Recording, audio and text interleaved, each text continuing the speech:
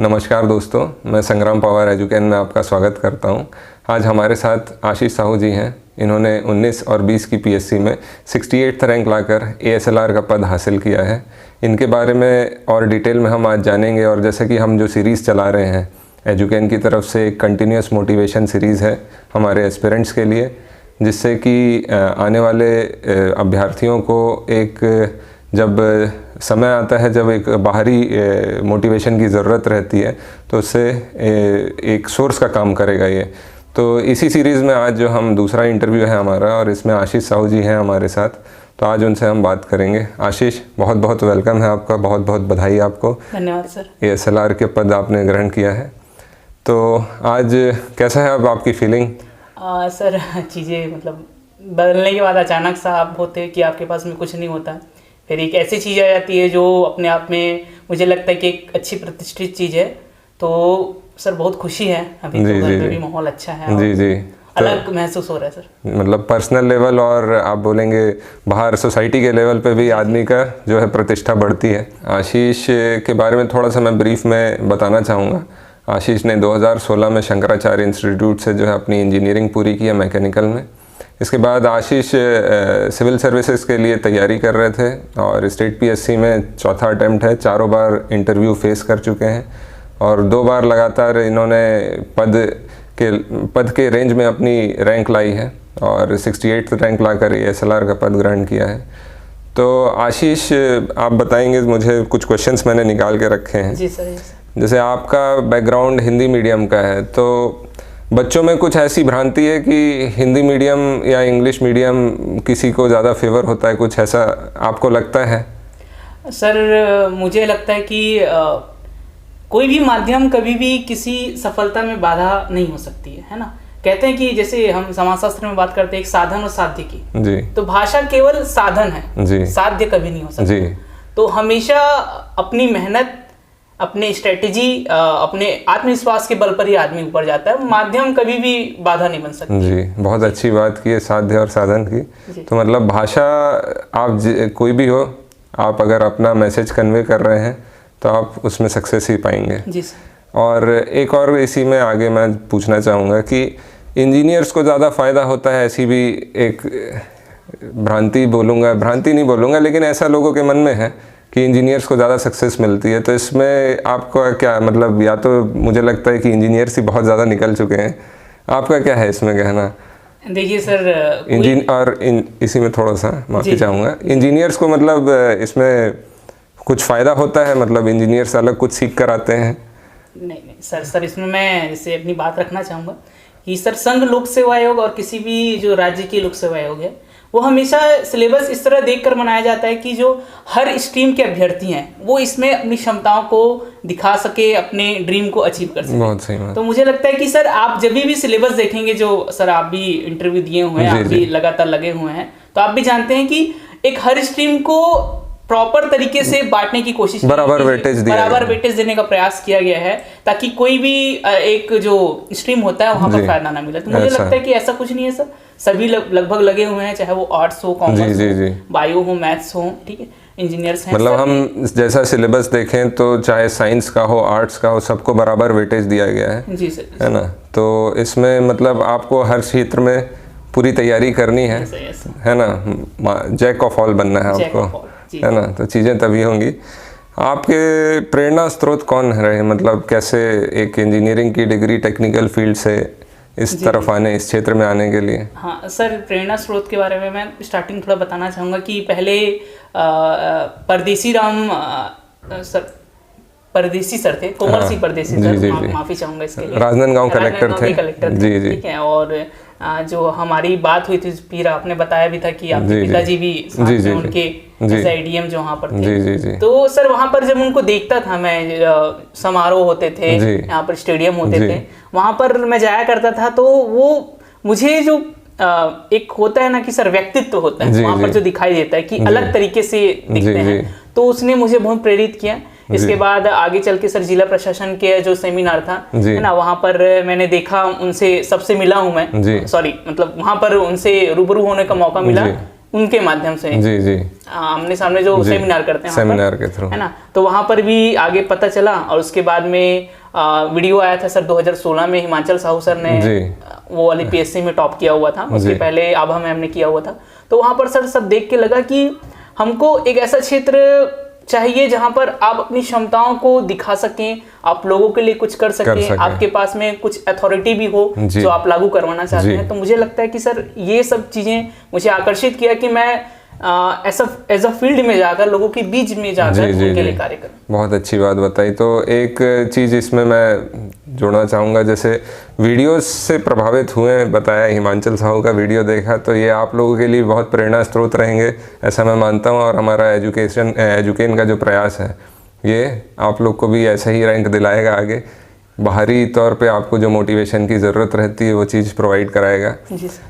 मैं आगे और एक चीज़ जोड़ूंगा कि प्रीलिम्स और मेंस में आप कैसे इंटीग्रेटेड तैयारी की, कुछ अलग, और साथ में कुछ आप किस तरीके का मटेरियल पढ़ते थे, ऐसा भी लोगों को गाइड करें तो ज़्यादा अच्छा होगा। जी सर, मैं जैसे बताना चाहूँगा कि देखिए सर, कहते हैं कि जितने दार्शनिक उतने विचार उतने मत, क्या बात जैसे हम दर्शन में पढ़ते हैं। तो मुझे लगता है कि जो भी एक सफल अभ्यर्थी है, जो सफल हुआ है, वर्तमान समय में अधिकारी बने हुए हैं, तो सबका अपना अपना मत रहता है। तो मेरा ये मत है कि सर की इंटीग्रेटेड पैटर्न बहुत अच्छा है सभी चीज़ों को तैयारी करने के लिए, लेकिन ये चीज़ें होती है कि अब जब प्रारंभ के दौर पर हैं, जब आपने केवल अपना बैचलर खत्म किया है, आपने कभी स्टडी नहीं किया, आप जीएस नहीं जानते हैं, तो वहां पर हमको इंटीग्रेटेड पैटर्न नहीं पढ़ना चाहिए। आप पहले प्रारंभिक तौर पर एनसीईआरटी की बुक्स पढ़ना चालू कीजिए, सिलेबस को देखने की कोशिश करनी चाहिए, बिल्कुल प्रारंभिक है तो। लेकिन जब उसके बाद कुछ समय हो जाता है, उसके साथ आप दोनों की स्टडी चालू कर सकते हैं। लेकिन बिल्कुल प्रारंभिक के तौर पर हम ये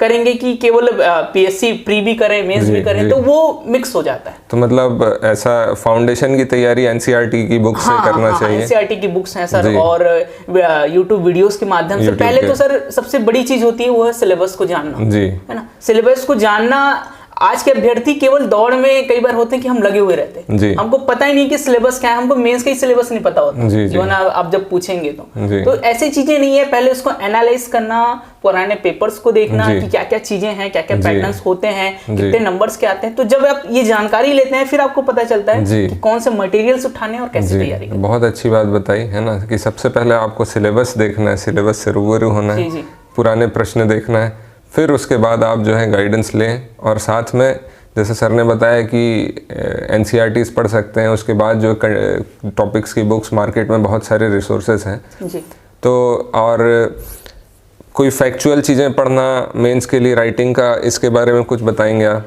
देखिए सर, मुझे लगता है कि जैसे मेंस की बात करें, है ना, मेंस की बात करें, मेरा एक विचार है कि तथ्य, तर्क और मूल्य, बहुत अच्छी बात, ये तीन चीजें, इन तीन पे टिका हुआ है जो एक आधार स्तंभ है मेंस का। कि आपके पास में तथ्य होने चाहिए, आपका वो तर्क होना चाहिए, और जितना मूल्य, इवन जैसे आपके थॉट होते हैं, किसी पर विचार होता है, तो आप कितना उसको अच्छी तरीके से रख सकते हैं, अपनी बातों को समझाने का प्रयास एक मूल्य के तौर पर। तो जब ये तीनों को सर एक बैलेंस बना के हम उसको करते हैं, तो वो चीजें जो है वो आसान होती हैं। बहुत अच्छी बात बोले, तथ्य, तर्क और मूल्य।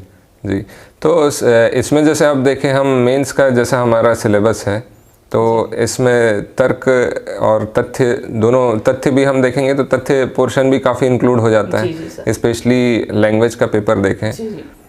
तो आपके हिसाब से मतलब क्या सारे पेपर समान आपको स्कोर दिला सकते हैं या कुछ डिफरेंट हो सकता है अप्रोच? देखिए सर, जैसे पहले के आपने मतलब कैसा तैयार किया था? सर जैसे मैंने 2017 का भी पैटर्न दिलाया, जो पुराना पैटर्न था, उसके बाद जस्ट 2018 में मैंने नया पैटर्न दिलाया। तो मैंने ये देखा सर कि जो पहले की जो चीजें थी वो थोड़ी सी अलग थी वहाँ पर, है ना, कि लाइक अलग अलग पेपर्स जो थे, किसी में अपने को ज्यादा मार्क्स लाके, विज्ञान का, गणित का अलग पेपर, तो वो करके हम जो है अच्छी हासिल कर सकते थे। लेकिन सर ऐसा है कि आज के पैटर्न में चीजें ऐसी हैं कि आप किसी भी पेपर को इग्नोर नहीं कर सकते, है ना। हम देखेंगे कि आज जो है 500 पेपर, जो 500 पेपर कभी हमको 90 नंबर सबसे ज्यादा नंबर दिलाता था, टॉप का नंबर था 200 में, वो आज 130 नंबर तक चले जा रहा है, 140 नंबर मिल रहा है वहाँ पर, है ना। तो आप ऐसा है कि कोई भी पेपर को ये नहीं कर सकते कि हम ये चीजों में है कि हम इस पेपर में कम करें, इस पेपर में ज्यादा तैयारी करें। आपको फोकस पूरे पेपर पर करना है, लेकिन हाँ कुछ ऐसे पॉइंट्स होते हैं जैसे लैंग्वेज का पेपर, हम लैंग्वेज के पेपर को कभी 1 महीने में तैयार नहीं कर सकते, 1-2 महीने में कभी नहीं हो सकता जितना नंबर हमको चाहिए। जी, कहना भी ऐसा है कि हर पेपर पहले जैसा नहीं रहा है जी। आपको ओवरऑल तैयारी साल भर अच्छे से करनी पड़ेगी, तभी आपका एक अच्छा डिसेंट स्कोर आएगा। जी जी सर। ठीक है। और मेंस के लिए कुछ राइटिंग प्रैक्टिस वगैरह आप कैसे करते थे? सर मेरा ऐसा मानना है कि बिना टेस्ट सीरीज, बिना राइटिंग प्रैक्टिस के हम फतेह नहीं कर सकते, चाहे वो संघ लोक सेवा आयोग हो चाहे राज्य लोक सेवा आयोग हो। तो मुझे लगता है कि सर राइटिंग प्रैक्टिस के लिए ऐसा था कि मैं दोनों चीज़ें यहाँ पर यूज़ करता था। मैं बताना चाहूँगा कि जैसे कोचिंग जो संस्थान आयोजित करते हैं टेस्ट सीरीज, उसको भी मैं दिलाता था, साथ ही साथ अपने घर में भी प्रैक्टिस करने के लिए रखा रहता था। इवन सर मैं कहूँ तो जैसे वो मेंस का जो 4 दिन होता है 7 पेपर के लिए, तो मैं वैसी माहौल में अपने घर में तैयारी करता था। अरे बहुत अच्छी एक मॉक ड्रिल हो जाती थी। जी जी सर, अपने उसी पैटर्न में कि 9 से 12 करना है, फिर 2 से 5 करना है। तो लगातार 4 दिन में उसको खुद रखता था, बिल्कुल ऑनेस्टी के साथ में कि इतना है तो इतना ही करना है। तो ये चीज़ को बहुत अच्छी चीज़ बताई है आशीष ने कि किस तरह से आप मॉक ड्रिल के थ्रू भी एक एनवायरनमेंट क्रिएट कर सकते हैं खुद से ही। मतलब आप लगातार 3-3 घंटे बैठने की प्रैक्टिस कर सकते हैं दिन में 2 बार। और सर ऐसे के पेपर के लिए कुछ स्ट्रेटेजी आप शेयर करेंगे? जी सर देखिए, मैं ऐसे के लिए बच्चों को बताना चाहूँगा कि बच्चे अभ्यर्थी, हाँ बिल्कुल। तो ये सर मैं बताना चाहूँगा कि ऐसा है कि निबंध का पार्ट के लिए हम ऐसा कर सकते हैं कि आप दोनों को चीज़ों को रखो कि आप पैराग्राफ में भी लिखना आप सीखिए और उसको पॉइंट्स में भी लिखना सीखिए। इवन जैसे मैं प्रयास करता था, जो अभी मैं बात किया हूँ सभी से, इवन 4 साल से जो मैं दिलाया हूँ उसमें मैं पैटर्न को समझने की कोशिश किया हूँ कि आप ना हेडिंग देने की कोशिश कीजिए उस ऐसे के पार्ट में, जैसे कि इस योजना की आवश्यकता है ना, इसके कारण ऐसा करके अलग अलग संवैधानिक प्रावधान, ये पॉइंट्स हो सकते हैं। अच्छा। लेकिन उस पॉइंट्स के अंतर्गत आपको पैराग्राफ में लिखना है, ये कोशिश करनी है। मतलब आप हेडिंग्स देकर चलें। हाँ, हेडिंग और जिससे सामने चेकर या पढ़ने वाले को भी आसानी हो। जी सर, अच्छी बात है। सर आप गाइडेंस या फिर मार्गदर्शन का रोल कैसा मानते हैं तैयारी में? सर मुझे लगता है कि क्योंकि जैसे अपन सब अभ्यर्थी रहे हैं और तैयारी आदमी को इंडिविजुअल खुद ही को करना रहता है, और इसमें गाइडेंस का कैसा रोल है? देखिए सर, मुझे लगता है कि एक मेरा विचार है, जी रखना चाहूँगा कि बिना गाइडलाइन के चीज़ें नहीं हासिल की जा सकती।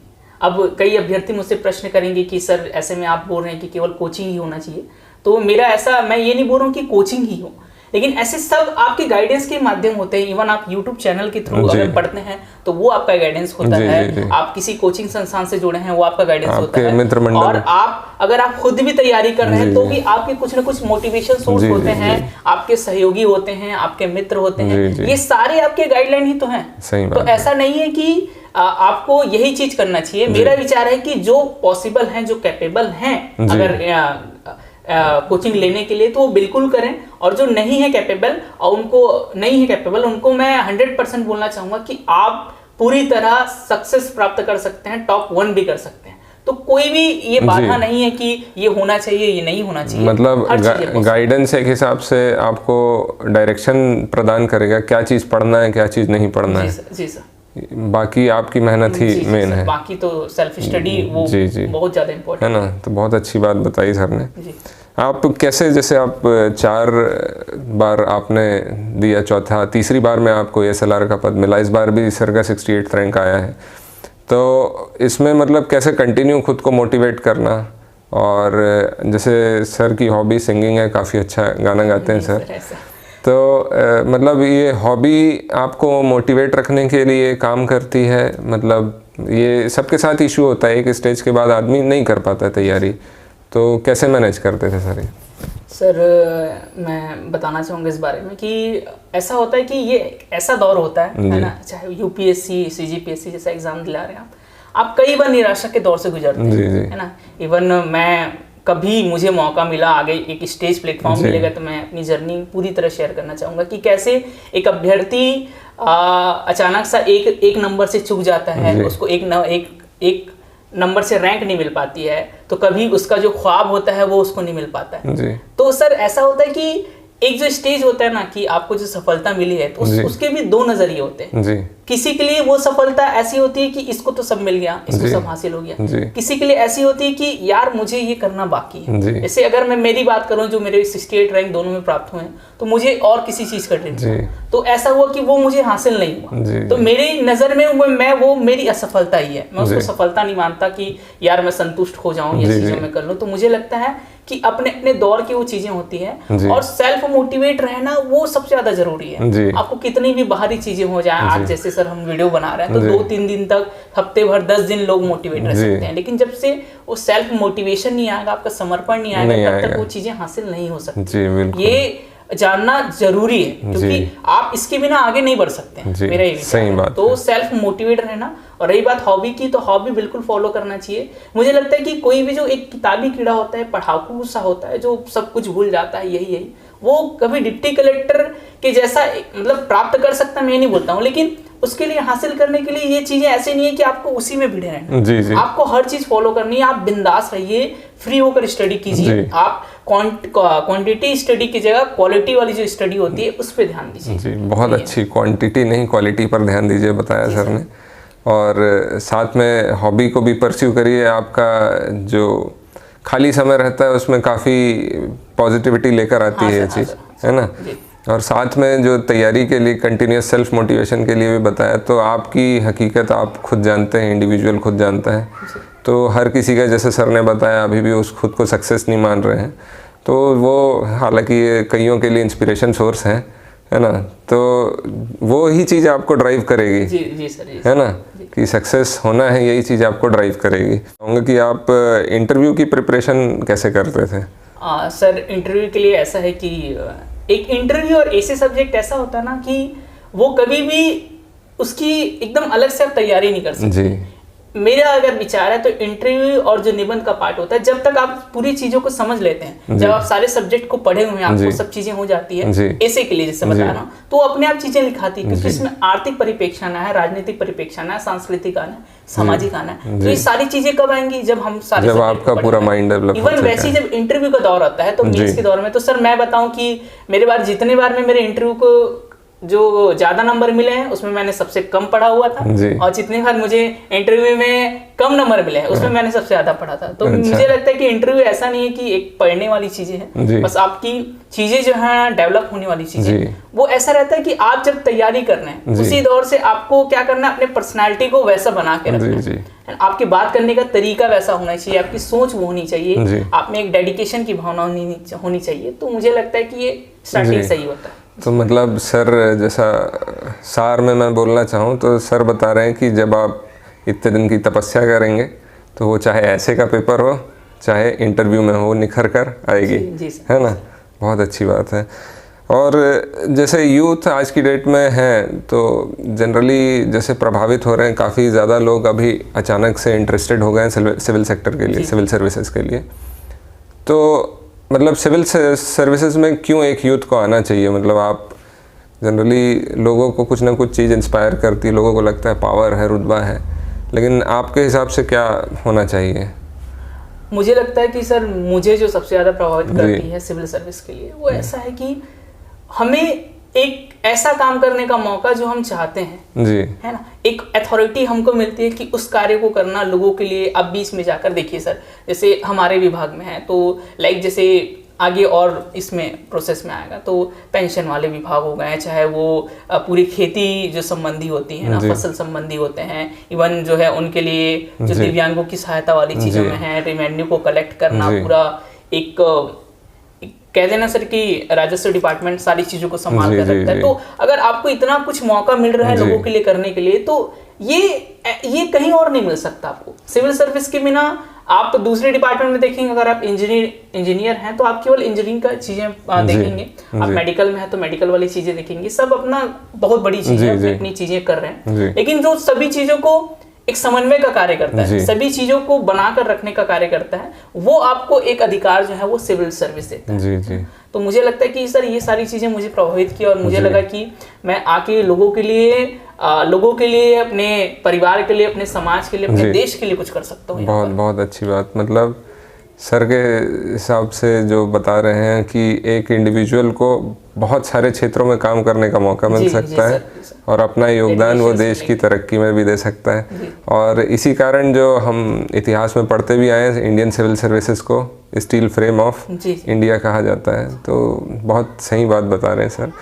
और मेरा लास्ट क्वेश्चन इसी में है ना, तो मेरा है कि आप यूथ के लिए बताना चाहेंगे या जो एस्पिरेंट्स हैं हमारे उनके लिए कि क्या एक फार्मूला हो सकता है सक्सेस के लिए, या मतलब सिविल सर्विसेज में सक्सेस के लिए, या कोई शॉर्टकट है? तो सर ने जैसे मुझसे पूछा कि कोई फार्मूला होता है या फिर कोई शॉर्टकट है, तो मैं ये बताना चाहूँगा कि लाइफ में चाहे वो सिविल सर्विस हो चाहे कोई भी एग्ज़ाम हो, किसी भी चीज़ का शॉर्टकट नहीं है ना। चाहे वो छोटी सी छोटी चीज़ हो या बड़ी से बड़ी चीज़ें, हर चीज़ें आपको अपने से तैयार करनी है, अपने से एक अपने आत्मविश्वास के दम पर चीज़ें हासिल करनी है। तो कभी भी कोई भी शॉर्टकट रास्ता मत अपनाइए। एक बड़ी चीज़ के लिए जिसके लिए आप गए हैं, एक बड़े सपने बुने हुए हैं, उसके लिए शॉर्टकट रास्ता तो नहीं। जैसे मैं बताना चाहूँगा इसके लिए सबसे बड़ी चीज़ क्या होती है, अगर मेरे पॉइंट ऑफ व्यू से देखिए ऐसा होता है कि जो जिस चीज़ के लिए असफल हुआ है वो उस चीज़ों की उसको ज़्यादा अच्छे से एक्सप्लेन कर सकता है। मुझे अभी तक डिप्टी कलेक्टर का पद प्राप्त नहीं हुआ है, तो उसकी जो प्रतिष्ठा है ना, वो शायद एक अच्छे से मैं कोशिश कर सकता हूँ उसको बताने का कि वो क्या है ऐसा। तो मुझे लगता है कि ये जो सक्सेस प्राप्त करना है उसके लिए मैं ना तो परिश्रम को ऊपर रखता हूँ, है ना ही मैं किसी चीज़ को ऊपर रखता हूँ। मैं सबसे बड़ी चीज़ रखता हूँ ऊपर में, वो है आत्मविश्वास। जब तक आप में खुद में आत्मविश्वास नहीं आएगा कि मुझे ये करना है, मैं ये बनूंगा, तब तक आप इस चीज़ को जीत नहीं सकते। आप तो बाहरी लोगों से चलिए जीत जाएंगे कि उन लोग क्या बोल रहे हैं, कैसा बोल रहे हैं, उसको आपको हटाना ही पड़ेगा। लेकिन आपको खुद के अंदर ये डेवलप करना पड़ेगा कि मेरे अंदर आत्मविश्वास है, मैं कर लूँगा। अगर मैं ये बताना चाहूँगा कि मेरे 2 बार के प्री बिल्कुल 15 से 20 दिन में निकले हुए हैं, क्योंकि इसके पहले रिजल्ट आता था, एक डिप्रेशन भी रहता था, तो वहाँ से निकलना रहता था। तो ये कैसे होता था? क्योंकि मेरे अंदर आत्मविश्वास रहता था कि मैं इसको कर लूँगा। तो ये सबसे बड़ी चीज़ है कि आप अपने ऊपर खुद पे विश्वास रखिए, आपको दुनिया में कोई नहीं हरा सकता। अब अगर आपने डिसाइड कर लिया कि आपको यूपीएससी भी करना है, कलेक्टर भी करना है, तो आपको देर सवेर वो हासिल होगा ही। बस खुद के ऊपर विश्वास ज़रूरी है। और विश्वास के साथ साथ मुझे ये मानना है कि एक समर्पित व्यक्ति ही एक जर्नी को एंजॉय कर सकता है और उस मंजिल को पा सकता है। तो इसलिए आप बिल्कुल फ्री होकर स्टडी कीजिए, अपनी स्ट्रेटेजी पे ध्यान दीजिए, क्योंकि एक बिना शेड्यूल के सर, बिना अनुशासन के हम चीज़ों को हासिल नहीं कर सकते। आपको अनुशासित बनना ही पड़ेगा यहाँ पर जी। तो बहुत अच्छी बात बताई जैसे आशीष ने कि शॉर्टकट कोई नहीं होता है, आपको तपना पड़ेगा, मेहनत करनी पड़ेगी और तभी सफलता मिलेगी। तो पीएससी की जर्नी जैसे हमने पिछले बार भी दिनेश सर का देखा था, आज हमने आशीष का भी देखा। तो सारे अभ्यर्थी जो सक्सेस पा रहे हैं तब कर निकले हैं। सक्सेस आसानी से नहीं मिलती है, तो आपने अगर सपना देखा है उसको संभाल कर रखिए और मेहनत करते रहिए। और सर बस अंतिम रूप से आपको मैं धन्यवाद देना चाहता हूँ। बिल्कुल मुझे आपने यहाँ पर इनवाइट किया, मुझे बहुत ये हमारे लिए आभार की बात है सर। जी सर। और अंतिम रूप से सर कुछ मैं पंक्तियाँ रखना चाहूँगा। जी। तो पीयूष मिश्रा जी की जो पंक्ति है वहाँ पर कि कौरवों की भीड़ हो या पांडवों का नीड़ हो, जो लड़ सका है वो ही तो महान है। कहने का मतलब ये है कि हारा वही जो लड़ा नहीं। बहुत अच्छी बात है। तो ये हमेशा हमको कोशिश करनी चाहिए कि हमको लड़ते रहना है। आप लगे रहिए, सफलता बिल्कुल मिलेगी। और अंतिम रूप से मैं अपनी बात पंक्तियों के साथ में ख़त्म करना चाहूँगा कि आपने सुना होगा कोशिश करने वाले की कभी हार नहीं होती। इसमें एक अंतरा है जो मैं सुनाना चाहूँगा कि डुबकियाँ सिंधु में गोताखोर लगाता है, डुबकियाँ सिंधु में गोताखोर लगाता है, जा जाकर खाली हाथ लौट कर आता है, मिलते नहीं सहज ही मोती गहरे पानी में, बढ़ता दुगना उत्साह इसी हैरानी में, मुट्ठी उसकी खाली हर बार नहीं होती, कोशिश करने वालों की कभी हार नहीं होती। इसलिए कोशिश कीजिए, एक ना एक दिन ऐसा होगा जिस दिन आपको इतनी बड़ी सफलता मिलेगी कि सब कुछ आपके पास में होगा। तो इसी के साथ धन्यवाद। बहुत ही बढ़िया लाइन कही सर ने कि कोशिश करने वालों की कभी हार नहीं होती, साथ में जो डरा क्या, जो हारा वही जो लड़ा नहीं। ये बहुत अच्छी लाइन कही है सर ने। और आप देख सकते हैं कि कंटिन्यूस सक्सेस उसी को मिल रही है जो कि कंटिन्यू मेहनत कर रहे हैं, है ना। तो मुझे लगता है कि सर के इस हमारे डिस्कशन से बहुत लोग को फ़ायदा होने वाला है और एक मोटिवेशन का सोर्स मिलने वाला है आपको, और इसके लिए मैं बहुत बहुत धन्यवाद करता हूँ आशीष को, और बहुत बहुत शुभकामनाएं हैं सर, जल्दी ही ज्वाइन करने वाले हैं और जहाँ भी ज्वाइन करेंगे थोड़े एक्टिव हैं, हो सकता है वहाँ के अभ्यर्थियों के लिए एक गाइडिंग सोर्स बनेंगे। तो बहुत बहुत धन्यवाद, एजुकेन की तरफ से आपको बहुत बहुत बधाई सर। Thank you sir. एक चीज़ और मैं जी अभ्यर्थियों को बताना चाहूँगा कि सर ने एक संस्था यहाँ पर प्रारंभ की है एजुकेन की, कि एक समर्पित संस्था है। यहाँ पर सर खुद ही जानते हैं कि आपने सर इंटरव्यू किया हुआ है और आप बिल्कुल सफलता की शोध पे लगे हुए हैं। तो अगर जो भी अभ्यर्थी इस चीज़ में आपको एक गाइडेंस की ज़रूरत है तो मैं चाहूँगा कि आप बिल्कुल ज्वाइन कीजिए, निस्संदेह आप इसको ज्वाइन कर सकते हैं और अपनी सफलता में आपके लिए एक सारथी के तौर पर जो है वो सर भूमिका निभाएंगे। बहुत बहुत धन्यवाद आशीष आपके अच्छे शब्दों के लिए। Thank you very much.